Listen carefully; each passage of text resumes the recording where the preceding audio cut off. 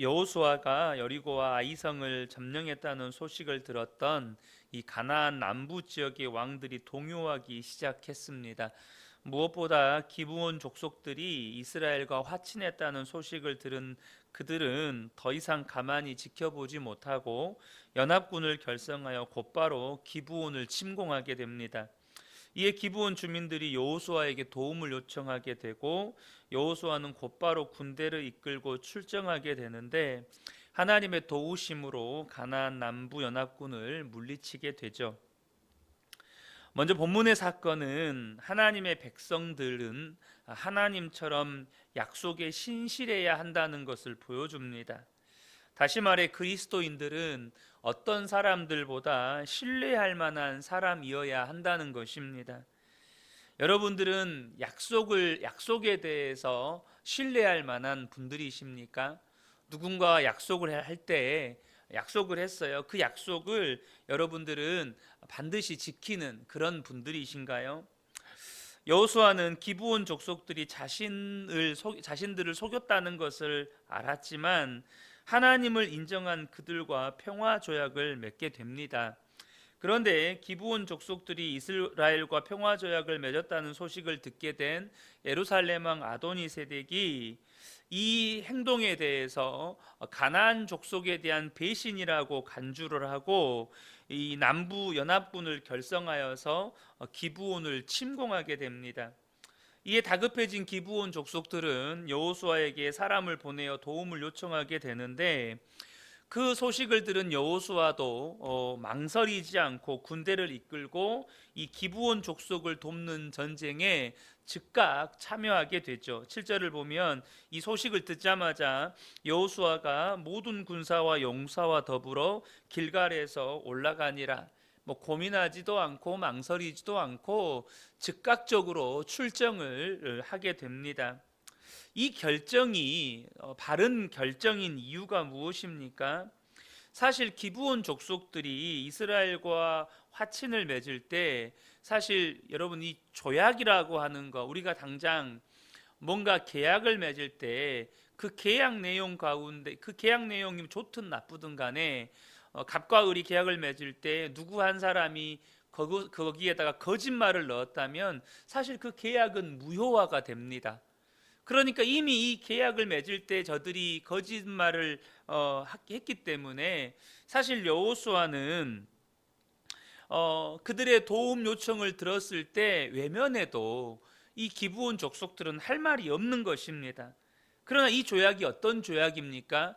저들은 거짓말을 했다 할지라도 이스라엘은 여호와의 이름으로 맺은 조약입니다. 그러니까 저들이 거짓말을 했든지 어쩌든지 간에 이스라엘 이 여호수아와 족장들은 하나님의 이름으로 이 조약을 맺었다는 거예요. 여호와의 이름으로 맹세하고 맺은 언약이기 때문에 여호수아와 이스라엘 족장들은 그들이 거짓말을 한 것보다 하나님의 이름과 하나님의 명예를 더 중요하게 여겼다는 것입니다. 여러분, 저와 여러분은 그리스도인입니다. 우리가 이마에 글씨로 써붙여 놓지 않았지만 우리는 그리스도인입니다.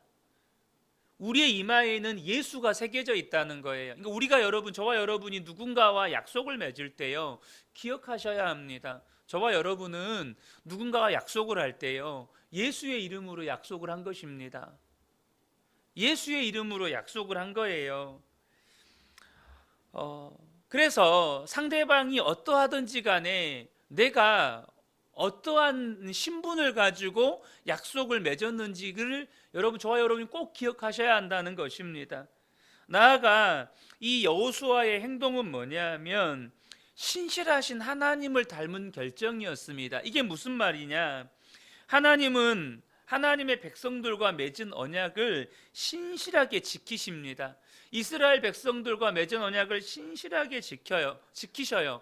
무엇보다 이 약속의 당사자인 우리가 기브온 족속처럼 자격이 없습니다. 기브온 족속들이 속여서 화친을 맺어서 여호수아는 그 약속을 이행할 의무가 없어요. 그럼에도 불구하고 마치 하나님께서 사랑받을 자격이 없고 당장 광야에서 얼마나 하나님을 원망하고 불평했고 또 심지어 하나님을 대적하면서 불순종하며 우상 숭배를 했습니까? 그러니까 지금 이스라엘 백성들도 저와 여러분도 하나님의 입장에서 보면 하나님이 우리와 하신 맺은 이 약속을 신실하게 지킬 이유가 없어요. 왜? 우리는 약속을 파기했거든요. 하나님께 불순종했고 하나님께 원망했고 불평했고 하나님을 대적했거든요. 이스라엘 백성들이 광야에서의 삶이 그러했습니다. 그래서 하나님은 그 약속을 지킬 이유가 없어요. 그런데 하나님이 신실하십니다. 하나님이 이스라엘과 맺은 언약을 신실하게 지키셨다는 거예요. 여호수아의 이 행동은 무엇을 말하는 것입니까? 그들이 거짓말을 한 것보다 하나님의 이름으로, 여호와의 이름으로 이 약속을 했기 때문에 하나님의 이름과 하나님의 명예를 더 소중하게 여겼고, 그 결정 자체가 하나님께서 신실하게 이스라엘 백성들을 향하여 그 약속을 지켜오신 것을 닮은 행동이었다는 것입니다. 하나님은 아브라함과 이삭과 야곱에게 하신 약속을 신실하게 지키셨던 것처럼 여호수아가 그 하나님을 닮은 행동을 닮은 결정을 했다는 거예요. 그래서 하나님께서 여호수아가 이렇게 출정을 결정할 때 여호수아에게 뭐라고 말씀하십니까? 8절을 보면 그때 여호와께서 여호수아에게 이르시되 그들을 두려워하지 말라. 내가 그들을 내 손에 넘겨주었으니 그들 중에서 한 사람도 너를 당할 자 없으리라. 하나님의 이름을 높이고 그들의 행동보다, 그러니까 우리는 여러분 어떻습니까? 누군가의 잘못을 먼저 따져. 네가 잘못했으니까 나도 안 해. 네가 그렇게 행동했으니까 나도 이렇게 할 거야. 이것이 보통 일반적인 사람들의 태도입니다. 네가 약속 안 지켰으니까 나도 안 지켜. 네가 거짓말했으니까 나도 안 해. 네가 그런 행동했으니까 나도 너랑 똑같이 할 거야. 이것이 보통 사람들의 행동입니다. 근데 여러분, 저와 여러분의 이마에 여러분 그리스도인이라는 이름이 새겨져 있다는 사실을 기억하셔야 합니다. 우리가 하는 모든 말들과 행동은 예수 그리스도를 대변합니다. 근데 여호수아가 하나님의 이름, 하나님의 명예를 그들의 거짓말, 잘못된 행동보다 더 중요하게 여겼고, 그들이 어떠하든지 우리는 하나님의 이름을 높이고 하나님의 명예를 드높이는 것이 중요하다. 그리고 그들은 하나님을 닮은 선택, 하나님을 닮은 결단, 하나님을 닮은 행동을 합니다. 저들이 거짓말을 했든 어찌하든지 상관이 없어요. 나는 오늘 하나님의 이름을 높이겠다. 나는 오늘 하나님의 명예를 높이겠다. 나는 오늘 하나님을 닮은 신실한 행동을 하겠다. 사도 바울이 예수 믿는 성도들을 향하여서 이렇게 말합니다. 고린도후서 2장 15절에 우리는 구원받은 자들에게나 망하는 자들에게나 하나님 앞에서 그리스도의 향기니. 우리가 하는 모든 말과 우리의 모든 행동과 우리의 삶의 모습은 그리스도의 냄새를, 그리스도의 향기를 드러낸다는 거예요.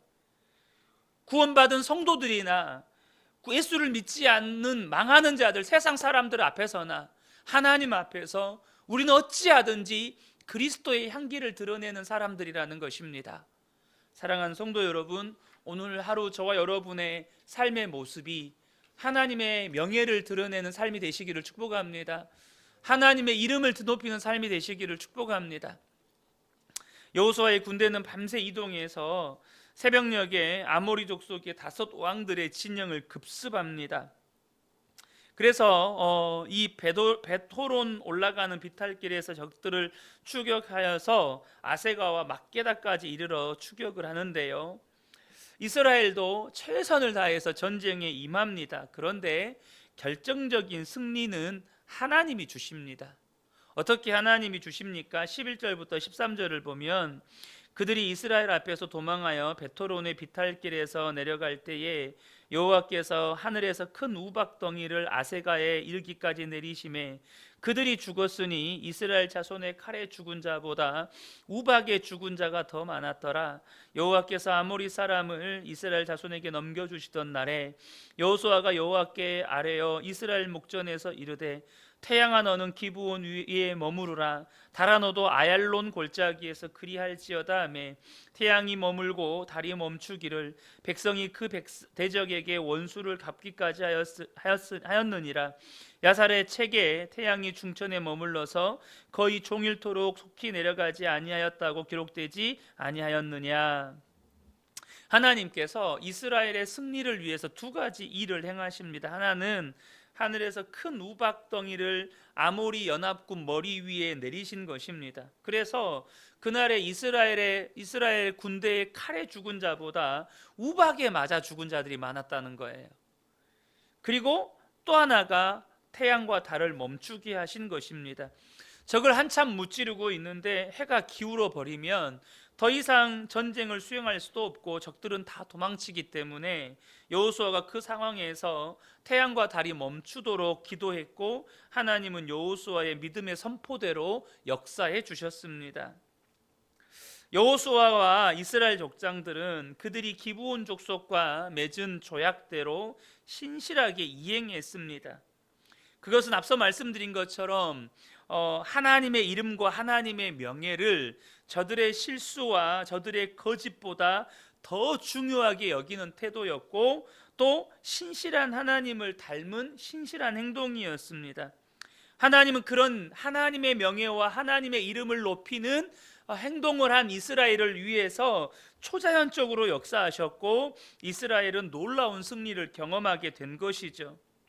사실 하나님이 다 이루신 것을 이스라엘이 마무리한 것뿐입니다. 저와 여러분이 여기서 중요한 영적인 원리를 마음에 새기셔야 합니다. 우리가 하나님을 높이면, 우리가 하나님의 이름을 그 무엇보다 크게 보면 하나님도 우리를 높이십니다. 하나님이 우리를 위하여 일하십니다. 여러분 기억하십시오. 저와 여러분이 하나님을 높이면, 저와 여러분이 그 무엇보다도 하나님의 명예와 하나님의 이름을 크게 보면 여러분 하나님이 우리를 위해서 역사하신다는 거예요. 또한 여러분 승리는요 우리의 힘으로 이루는 것이 아니라는 것입니다. 반드시 하나님이 도우셔야, 반드시 하나님이 역사하셔야 이루실 수 있는 것입니다. 그러므로 물론 여기에 본문에서는 전쟁이지만 여러분 아무리 사소한 일이라도 내 힘과 내 노력과 내 열심으로 무언가를 성취하려고 하지 마시라는 것입니다. 하나님이 역사하시도록, 하나님이 이루시도록 하나님을 철저하게 신뢰하고 순종할 때 그것이 아무리 사소한 일일지라도 하나님의 영광을 나타내는 일이 된다는 것입니다. 여러분 아무리 사소한 일, 가정에서 빨래를 하든 혹은 가정에서 음식을 차리든 혹은 자녀들과 대화를 하든 내 힘과 노력으로 하지 말라는 것입니다. 하나님을 의지하고 하나님을 신뢰하고 그렇게 하나님께 순종함으로 할 때 그 작은 일 하나에도 하나님의 영광을 나타내게 됩니다. 특별히 여기에서 중요한 것은 여호수아의 믿음입니다. 여러분 무엇을 하든지 믿음으로 하십시오. 전쟁을 할 때도 믿음으로 하는 것이었고 저와 여러분의 삶에 무슨 일을 하든지 하나님을 믿는 믿음으로 하는 것이 중요하다는 것입니다. 여러분 특별히 오늘 본문을 보면 전쟁이 막바지에 이르러 갈 때 해가 기울어 가니까 여호수아가 황당한 기도를 합니다. 해와 달을 향해서 멈추라는 기도를 했고 하나님은 이 황당한 기도에 응답을 하십니다. 중요한 건 믿음입니다. 믿음이에요. 특별히 예전에도 우리가 여호수아를 통해서 말씀 기도회를 할 때 나누었지만 특별히 중요한 것은 뭐냐면 이것이 지극하게 당연하게 받아들여지는 이 공동체의 영적 분위기입니다.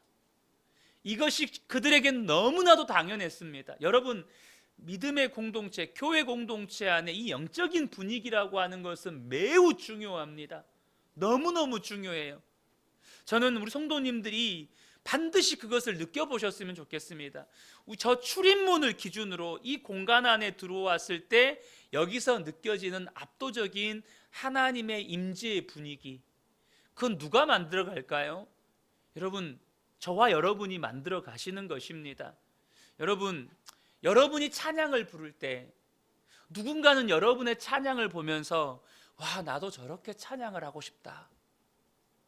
여러분의 기도를 보면서 나도 저렇게 기도를 하고 싶다. 여러분이 누군가를 섬기는 모습을 보면서 나도 저렇게 섬기고 싶다. 여러분, 이 영적인 분위기는 전염이 되는 겁니다. 옆 사람에게 퍼져가는 거예요.